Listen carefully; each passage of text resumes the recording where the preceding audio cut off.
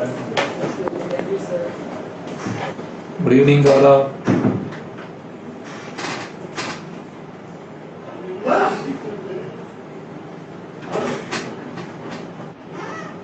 Gaurav, I'm Hello, audible. sir. सुनाई दे रहा है? Yes, sir. Yeah. So how are you? All good, sir. How are you? Good. Yeah. Hi all, welcome all. Welcome to all the CA students who are gonna appear for November 22 exams. So we have Chartered Accountant Gaurav Gosai who will help you through some of the basic question one has while preparing for CA exams. तो सी ए exams के लिए जब prepare करते हैं तो बहुत सारा tips रहता है, छोटे छोटे इनपुट्स होते हैं, डाउट्स होते हैं. तो so welcome all. It can be, क्या बोलते हैं, you could have been writing C A November 22 और maybe you are planning to pursue this course in future. Still you can welcome to this session. You have an, क्या बोलते हैं, एक basic pathway मिलेगा कि ये पूरा journey में है क्या क्या क्या डिफिकल्टीज होते हैं, क्या अच्छा है क्या अच्छा नहीं. All those directly you will get from a person who has gone through that journey. तो एंड लेटेस्ट मतलब ये जस्ट क्लियर, सो ऑब्वियसली एकदम लेटेस्ट इनपुट के साथ सब इंफॉर्मेशन मिल जाएगा आपको. So welcome Gaurav. So Thank you, sir. Let's start the session. So Gaurav, सबसे पहला तो क्या बोलते हैं,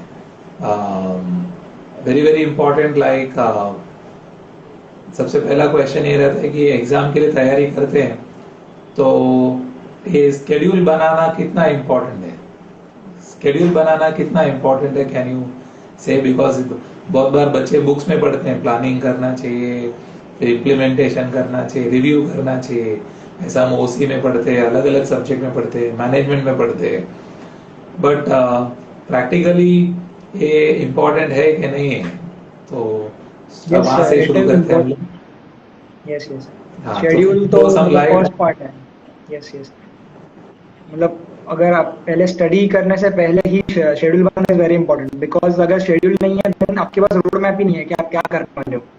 अब एक समय पे जाना है तो आपको पता होना चाहिए कि रोड कौन सा है, अदरवाइज आप घूम जाओगे. So it is important to prepare a schedule. Schedule होगा तो आपको पता चलेगा आपका कितना प्रोग्रेस हो रहा है, कितना नहीं हो रहा है, कितना आप अचीव कर पा रहे हो, कितना नहीं कर पा रहे हो. सो शेड्यूल होना बहुत इंपॉर्टेंट है और उसको फॉलो करना भी इतना ही इम्पोर्टेंट है. मतलब मैं ऐसे करता था, मैं शेड्यूल बना के वॉल पे चिपकाता था and then I used to evaluate weekly कि भाई हो रहा है नहीं हो रहा है. एंड मेरा ऑनेस्टली नहीं होता था अचीव, सो मैं वापस रिवाइज करता था वीकली मेरा शेड्यूल जो भी है. तो शेड्यूल होना is very important. So as Gaurav said, schedule बना देते थे एंड एवरी वीक ही यूज्ड टू रिव्यू कि शेड्यूल मैंने पूरा किया कि नहीं किया, टारगेट हासिल हुआ कि नहीं हुआ. वीकली करते थे कि डेली भी कुछ चेक करते थे?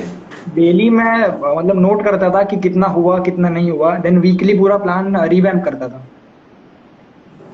अच्छा. सो डेली में ही यूज्ड टू फाइंड आउट कि कितना इसमें से मैंने टारगेट पूरा किया है, कितना बच गया, and then maybe weekly ही used to revise for the next week कि क्या क्या शॉर्टफॉल हो गया तो उसको रिवाइज कर लेते हैं. थोड़ा उसमें भी कुछ टिप्स देंगे, like how a schedule is to be made, कितना आवर्स पढ़ना चाहिए, कि कैसा वो Yeah, see, होना चाहिए, can effectively, you give yeah, see, I used to study for 12 to 13 hours, including my lunch and dinner. Like foundation inter सब एक मोटा मोटा बता देंगे, फाइनल वाला तो चलो खुद ही समझदार है. तो Yeah, foundation and inter level में बेसिक बेसिक क्या क्या चीजों का ध्यान होना चाहिए? see, बेसिक चीज इज आपका जब भी लेक्चर्स होता है, बेसिक तो यही है कि जब भी लेक्चर होता है उसमें भी लेक्चर के बाद 1 घंटा निकालो सिर्फ एंड गो थ्रू करो कि भाई क्या कराया आज, दैट्स इट. वो भी जब भी पोर्शन पूरा होने के बाद आप रिवाइज करने बैठोगे, so that will help you. वो बहुत हेल्पफुल है. हमारा भी जब भी एफआर का क्लासेस और वगैरह चलता था पूरा दिन चलता था, बट देन हम लोग भी 1 घंटा निकाल देते रात को सोने के पहले कि भाई क्या क्या किया आज के दिन में, एक बार ग्लांस करते थे सिर्फ. But that help really a lot. जब भी दूसरी बार रिवीजन करोगे तो आपको पता चलेगा कि भाई ये मैंने पहले मेरे नजर के सामने गया हुआ है. So that really helps. Correct. Fine. So as Gaurav is saying कि क्या बोलते हैं, जब भी आपका लेक्चर चल रहा है, at the end of the lectures you have to every day at least go through whatever you studied for 1 1 hour. एक एक घंटा रिवाइज कर लो, तो आपको फिर जब बाद में पढ़ोगे तो it becomes very very easy. So anyway that's a good tip. And दूसरा बात ये है कि क्या बोलते हैं, कंसिस्टेंसी और क्या बोलते हैं, इस पे फोकस्ड परसीव करना कितना जरूरी है. हाउ, या आप बिलीव करते हैं कि perseverance and yes, consistency matters a lot. भी आप एक दिन 10 घंटा पढ़ लोगे एंड देन दूसरे दिन आप कुछ नहीं करोगे, so that doesn't help. So consistency maintain करना जरूरी है कि रोज इतना पढ़ना ही है, इतना इफेक्टिव आवर्स अपने को पढ़ाई करना ही है. सो कंसिस्टेंसी मेंटेन करना इज इम्पोर्टेंट. अदरवाइज फोकस चला जाएगा पूरा, अगर कंसिस्टेंसी नहीं है तो. नहीं, बहुत बार पढ़ते हैं तो हमको लगता है याद नहीं रहता है, हमको लगता है भूल गया, मैं कल पढ़ा आज याद नहीं है. तो बहुत बार ऐसा होता है ना, गुस्सा आ जाता है. यस यस, गुस्सा आ जाता है कि भाई याद नहीं है, या कितना दिन ऐसा 6 घंटा पड़ेगा, 7 घंटा पड़ेगा, बोल. फ्रस्ट्रेशन दूर करने के लिए भी मतलब बहुत सारे है. अभी मैं कुछ अलग करता था, जिसको जो पसंद है वो कर सकते हैं. लेट्स से अभी दिन में आपने 6 7 घंटे पढ़ लिया, इफेक्टिवली पढ़ लिया बराबर से, आपको लग रहा है कि भाई मैंने पढ़ लिया, तो you take out some time, 15 minutes 20 minutes, आपको जो पसंद है, आपके जो हॉबीज है वो करो. सो आपका माइंड रिफ्रेश हो जाएगा. So it will help you, आपको मोटिवेशन मिलेगा कि भाई कल भी पढ़ाई करना है. आप बोर्ड नहीं हो जाओगे, जल्दी से फ्रस्ट्रेट नहीं होगे. तो कंसिस्टेंसी इज इम्पोर्टेंट. नहीं, मतलब how you used to keep yourself motivated, आप कैसा अपने आप को मोटिवेट, सबका मोटिवेशन अलग अलग होता है, बट जैसा आपसे बात हो रही, तो how do you keep yourself motivated, how do you keep yourself motivated? I like temple, तो मेरे को जब भी time, I used to go daily before our leave started, but when the leave started I don't go Delhi, but I used to visit the temples on weekends. Let's say on Saturday, Sunday. So I'll spend some time there. My mind gets refreshed. So depends. Whatever your hobbies are, you can pursue that for 15, 20. Let's say half an hour, 1 hour. That is also fine. But refreshing yourself is also important. Otherwise, bore हो जाओगे पढ़ाई कर करके. बराबर. Okay. And हम बहुत बार सुनते हैं कि क्या बोलते हैं ना, स्मार्ट स्टडी होना चाहिए. तो what is your comment on that? Smart study होता क्या है? किस तरह smart study, of course smart study होना चाहिए. अगर अदरवाइज 15-20 घंटे पढ़ के कुछ मतलब नहीं है, अगर कुछ समझा ही नहीं तो. Smart study is basically, I used to, अभी मेरा एक मतलब मुझे एक सब्जेक्ट डिफिकल्ट पड़ता था. So what I did is, मेरे हैंड रिटन नोट्स लिखे मैंने खुद से, और वही मैंने रेफर किए along with module, along with Mensa notes. तीनों दिन रेफर किए थे एग्जाम के दिन पे. So that is smart study. आपको अगर नहीं समझ रहा है, कुछ डिफिकल्ट पड़ रहा है, देन यू मेक नोट्स. आपके लैंग्वेज में लिखो. मैं मेरे लैंग्वेज में लिखता था अपने नोट्स में. मेंसा के नोट में अगर मुझे कुछ नहीं समझता है तो मैं उसका ट्रांसलेट करके मेरे लैंग्वेज में लिखता था, टू बी ऑनेस्ट.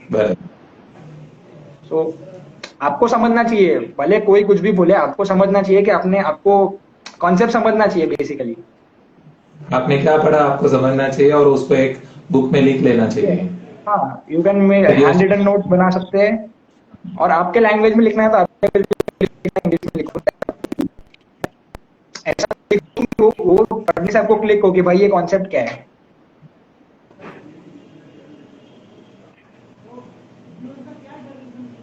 बराबर. तो आपने जो पढ़ा है उसको एक समरी फॉर्म में लिख दो कि आपका इस कंटेंट पे क्या समझ है, आप नोट डाउन कर लो. It becomes very critical. Not just study study study और कुछ हासिल ही नहीं किया, तो मेन बी लाइक आप पढ़ रहे हो तो you make a summary notes of that.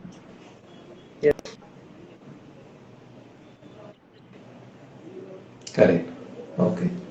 And क्या बोल रहे हैं, like another question which we are having is like, ये आपको how do you find कि आपका weakness क्या है? आपका weakness का आपने किस तरह से पता लगा? How did you find out your weakness? or how do you analyze your failure or something like that? Mindset test series helped me a lot in finding where in which subject I am weak. So that was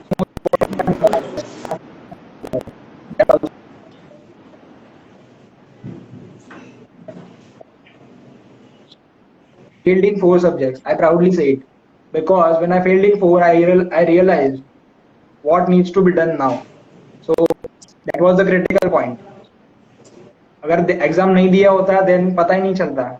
पढ़ रहे थे आ रहा है सब कुछ आ रहा है, but जब भी हैंड रिटन लिखने बैठे एग्जाम तो नहीं आ रहा था अपने को. That I realised and I work hard on realising weak point is yes. Weak points पता चलना चाहिए एंड एवरीवन नोज इट कि भाई मैं किस में वीक हूँ और जिसमें वीक हो उसमें ज्यादा मेहनत करूँ. तो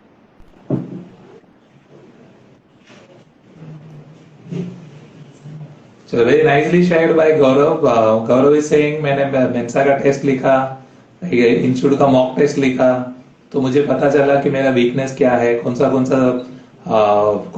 टॉपिक्स मुझे में कम मार्क्स आए, कौन सा subject ready said mock test में उसमें मैं 4 सब्जेक्ट में फेल हो गया था, तो मुझे पता चला चाहिए ये सब्जेक्ट में ये टॉपिक मेरा कमजोर है, तो उसको ज्यादा अच्छे से प्रिपेयर किया और he did his ICA examination, he could clear with flying colors. Anyway, so मतलब क्या है वो mock examination becomes a critical part. जैसा कोई भी एग्जाम है, जैसा हम 10th के लिए प्रीलिम्स लिखते हैं, 12वीं के लिए प्रीलिम्स लिखते हैं, उसी तरह सीए एग्जाम्स के लिए मॉक एग्जाम उतना ही इम्पोर्टेंट है. आप क्या होता है, मेंसा का टेस्ट होता है, इंस्टीट्यूट का मॉक टेस्ट होता है. So very important when you write that आपको पता चलेगा आपका वीक एरिया क्या है, where you are going wrong, what is the problem in that, and accordingly you can restrategize yourself. Very correct. And क्या बोलते हैं, how important is to do meditation or exercise? Yeah, it is important because sometimes we become frustrated. Sometimes it becomes frustrating to study for so long hours. So that's why I mentioned earlier that whatever your hobbies are, you do that thing. But exercise and meditation is also important. So I find peace in temple. So I go sit there for 1 hour and my mind gets refreshed. So what is important is to keep your mind refreshed. अगर बहुत frustrated तो फिर पढ़ाई में मन लगेगा ही. So very important. Be hydrated, ये भी इम्पोर्टेंट है. Keep drinking water when you are. तो मतलब वो मैंने किया था, फील के भाई वाटर पीना इज आल्सो इम्पोर्टेंट, क्योंकि अगर हाइड्रेटेड नहीं है तो फिर दिमाग काम नहीं करता है. That I have experience. So mediation and correct. So क्या बोलते हैं, as he said कि मेनली एक ग्लास पानी साथ में रखो, पीते रहो. जितना हाइड्रेटेड रहोगे उतना आपका दिमाग चलेगा, और उतना दिमाग चलेगा तो पढ़ाई बराबर होगा. So very important. And another very good thing he said, exercise and will keep your physical body fit, and meditation keeps your psychological, mental body, emotional body को तंदुरुस्त रखता है. तो आपका जो इफेक्टिवनेस है वो बढ़ जाता है. उसको ही स्मार्ट स्टडी बोलते हैं हम. असरदार स्टडी को ही स्मार्ट स्टडी बोलते हैं. एंड दैट असरदार study comes not by studying for 15 hours. That असरदार study comes by studying with all this physical fitness, mental fitness, emotional fitness. Correct. That's very nice. And क्या बोलते हैं, another question is like how big should one think? He is thinking of doing CA is very big, और आपका और भी कुछ बड़ा गोल है? हो सकता है, मतलब everyone has their own what we can say goals. Everyone has their different goals. So ऐसा नहीं है कोई गोल छोटा है, सब गोल्स एक्चुअली एट पार ही होता है. बट फॉर समवन एक गोल छोटा है, बट फॉर समवन वो एकदम बड़ा होगा. So it differs from person to person. But no goal is to क्या बोलते हैं, सब गोल मतलब बराबर ही है, अच्छे ही है. सो सीए बन रहे हैं, हाँ वो तो गोल है ही, उसके आगे भी कुछ हो सकता है. लेट्स से अभी किसी को क्रिकेट में इंटरेस्ट है तो क्रिकेट भी खेल सकता है वो. ऐसा नहीं है सीए कर रहे हैं तो आप क्रिकेट या वगैरह कुछ नहीं खेलोगे. सो सबका डिफरेंट गोल्स हो सकता है. अभी एक एक गोल जैसे अकम्प्लिश करते जाओगे तो वैसे वैसे गोल्स बढ़ते ही जाने वाला है। अभी अपना नीड्स है तो नीड्स भी वैसे बढ़ते ही जाता है, ये ले लिया तो फिर मुझे और कुछ चाहिए वैसा। सो गोल आप रख सकते हो आपके हिसाब से, जितना बड़ा रखना है आप, आपसे अचीव हो पाए वैसा भी रखो, ना अचीव हो पाए वो भी रखो और उस पर मेहनत करो। सो वो भी पॉसिबल है अचीव करना। So mix of goals, he's saying some goals which is uh, very big, which you find Yeah. maybe impossible. So set that also, as well as have small goals which is easy to accomplish. So mix of very big goal, which you find at that time difficult to achieve, but at the same time small goals which are easier to achieve, and that you can keep on changing and progressively moving that as per your needs, as per your want, as per your desires, and as per your awareness at that particular point of time. Barabar, that's right. And I think any questions anybody has? किसी को कुछ questions पूछना है? Somebody had asked some question. Some relevant. Somebody is asking, how did you deal with anxiety and self-doubt? Anxiety और self-doubt को कैसा आपने solve किया? If you study properly, then there will be no anxiety only. So smart study करोगे तो anxiety का कोई chance नहीं। Exactly. मतलब आप पढ़ते हो और उसको समझ के समरी खुद बना सकते हो, तो ऑब्वियसली यू आर कॉन्फिडेंट कि मैं पढ़ा, मुझे समझा और मैं लिख पा रहा हूँ, तो obviously there is no question of writing down is the main point. पढ़ तो सब लेते हैं बट जब लिखने का बारी आता है then there we face difficulties, and I also face difficulties. I failed in 4 subject in Mensa test. That helped me a lot, and after that I started writing down, I mean writing practice for the subjects which I face difficulties. So that helped me really a lot. Correct. And another question is, what about distribution of time between subjects? Her subject के बीच में time distribution कैसा होना See, चाहिए? all subjects are important. All subjects are equally important. I won't say this subject is more important and this is less. So allocate your time. What I used to do is I used to take alternate days. Like if I take FR on one day, then I'll take costing on another day. And take your hardest subject first. If you keep them in last, you will not do it. I'm sure about it. So I faced difficulties in audit. So I took it in the third round. After costing and FR, I took audit. So वो पहले पहले हो जाता है, बाद में last में एक तो टाइम भी नहीं रहता है, देन आपका माइंड भी बोलेगा कि भाई ये नहीं हुआ है, नहीं होएगा मेरे से। सो वो फिर रह जाता है वो। सो उसको पहले लो। जो हार्ड है आप सोचोगे बाद में करता हूँ, वैसा नहीं, पहले लो उसको। आपको जो आता है वो बाद में करो आप। बराबर, जो मुश्किल काम है पहला कर दो, एंड बाद में आप जो इजी हो तो बाद में कर सकते हैं। Yes. There is another question कि what was the motivation you had? क्या मोटिवेशन था आपके पास जिसके कारण आप में कंसिस्टेंसी आया? मेरे पास मोटिवेशन था कि मेरे मॉम डैड का जो एफर्ट्स था मेरे पीछे, दैट वाज द मोटिवेशन। क्योंकि they have done so many things for me. Even sir you know my dad, so yeah absolutely. So that was the only motivation. मैं देखता था उनको, मैंने उनसे ही सीखा है सब, और उनके लिए ही मैं बना उसकी। तो सबको बोल रहा हूँ कि अपने मॉम डैड के सामने देखो, एंड देन यू विल, अभी अपने आप आ जाएगा मोटिवेशन। यार मम्मी डैडी का नाम आता है तो अपने आप मोटिवेशन आ ही जाता है। एंड टीचर्स तो है ही, टीचर्स तो मोटिवेट करते रहते हैं हमेशा। बराबर। एक 11th का स्टूडेंट का डाउट है, वो बोल रहा है what quality shall I develop from FIJC to make my journey easier at the CA course? Yeah start taking notes, handwritten notes. That was, हमने नहीं किया था but I am advising it to you, because हमने late realize किया कि भाई ऐसा भी करना होता है। बट अभी से करोगे तो बेटर होगा कि आपको CA जब तक आप एंटर करोगे आपको बहुत हेल्पफुल होगा। ग्रेट। सो ही सेइंग जो क्वालिटी आपको डेवलप करना है, that is more of whatever you read उसका समरी बनाओ, समरी नोट्स बनाओ। वो हैबिट अगर आप FIJC से करोगे तो आगे जाके वो क्वालिटी बहुत काम आएगा। ही सेइंग कि मैंने थोड़ा रेट रियलाइज किया, बट सिंस Yes. आपको ये समझ पहले ही मिल जा रहा है, तो that will add up to your confidence and success level. Yeah that's a nice advice. Anybody has any other questions? और किसी को कुछ क्वेश्चंस पूछना है? Anybody wants to ask any other questions?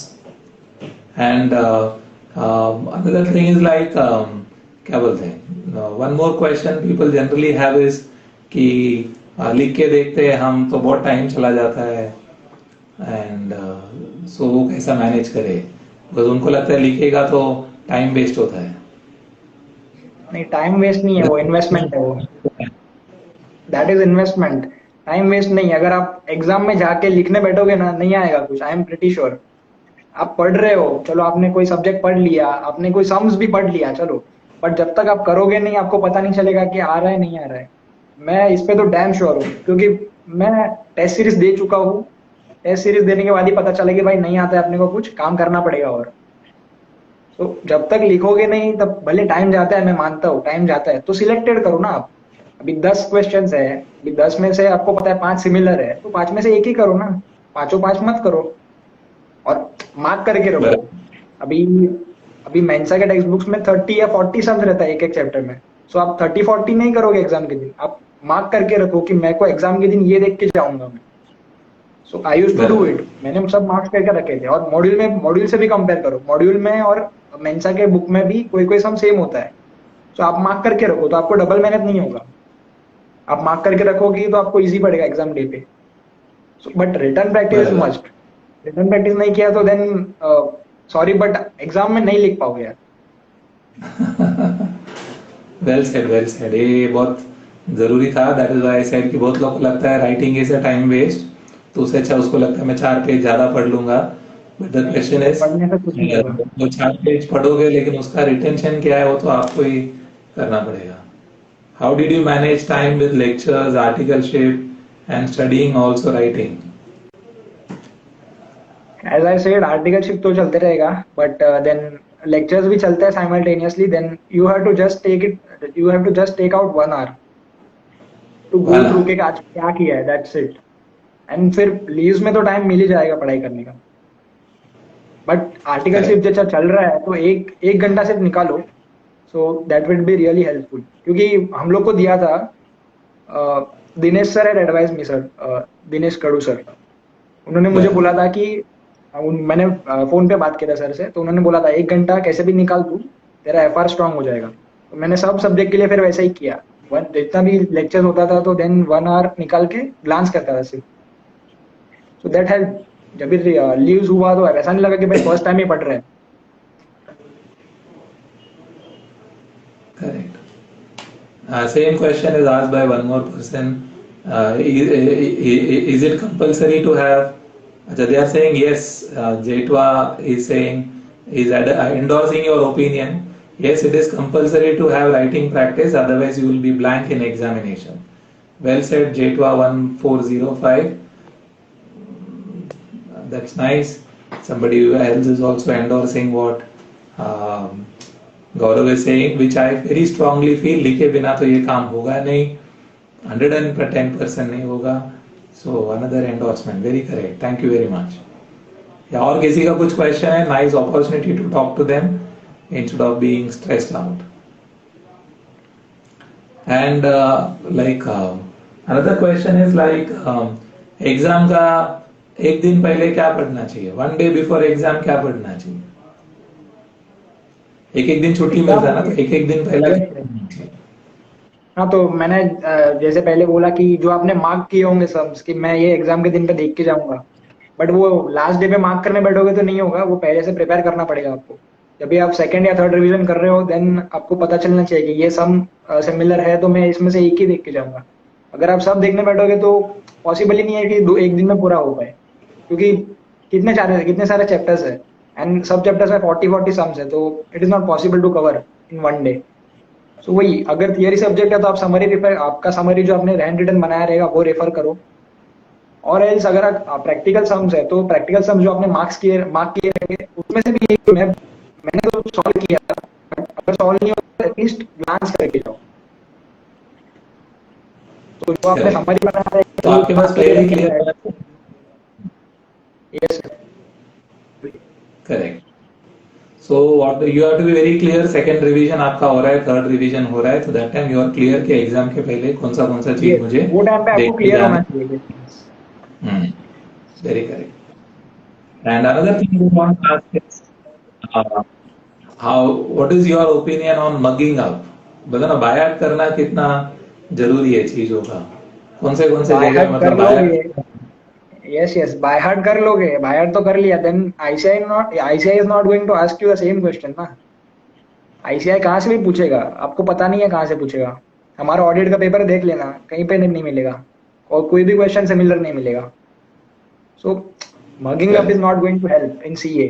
BCom में चल जाता है यार but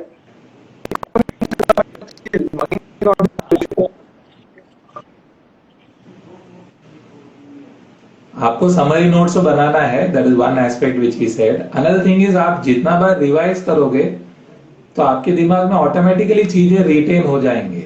now that is not mugging up, that is understanding and having a better perspective of application. देखो mugging up is something which is very wrongly used. Mugging up में भी something like आपने read तो कर लिया but आपको उसका समझ नहीं है. That is mugging up. और बाहर कि आपने रीड तो कर लिया बट आपको उसका कोई भी अंडरस्टैंडिंग नहीं है. 4-5 बार रीड करोगे और आप उसको समरी बनाओगे, उसका सारांश बनाओगे, that is not mugging up, that is understanding and making a summary.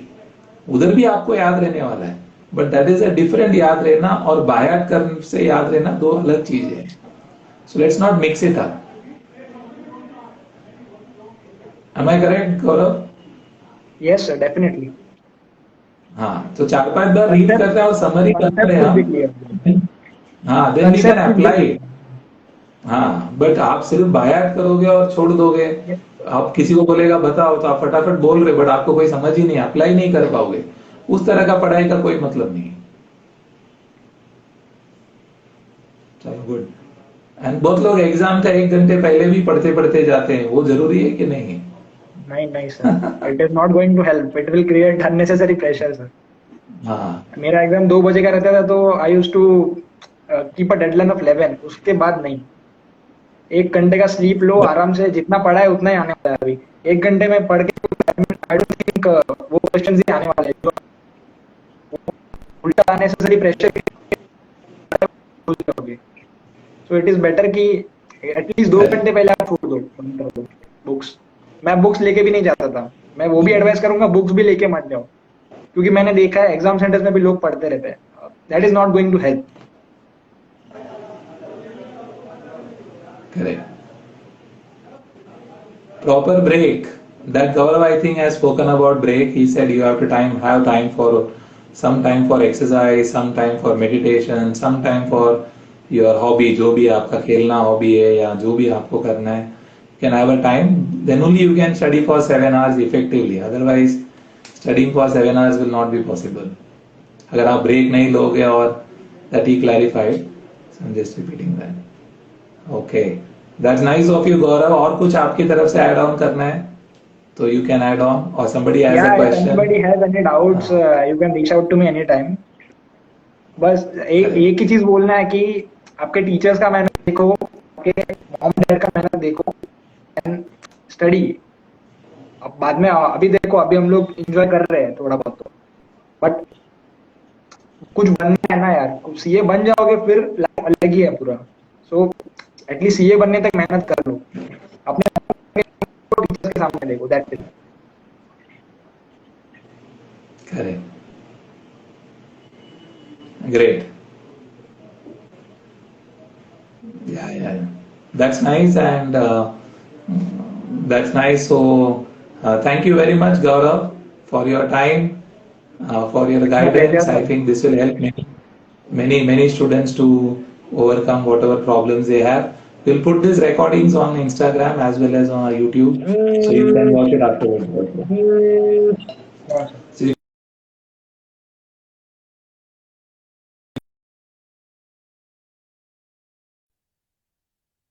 So thank you very much Gaurav. All the best wishes. And Yes, best sir. wishes for viewers. Thank you very much. Yes sir. Thank you. Thank you for inviting. It's my pleasure. Yeah. You are a great inspiration, and I know how you have come up in life. So, hats off to you. Bye bye.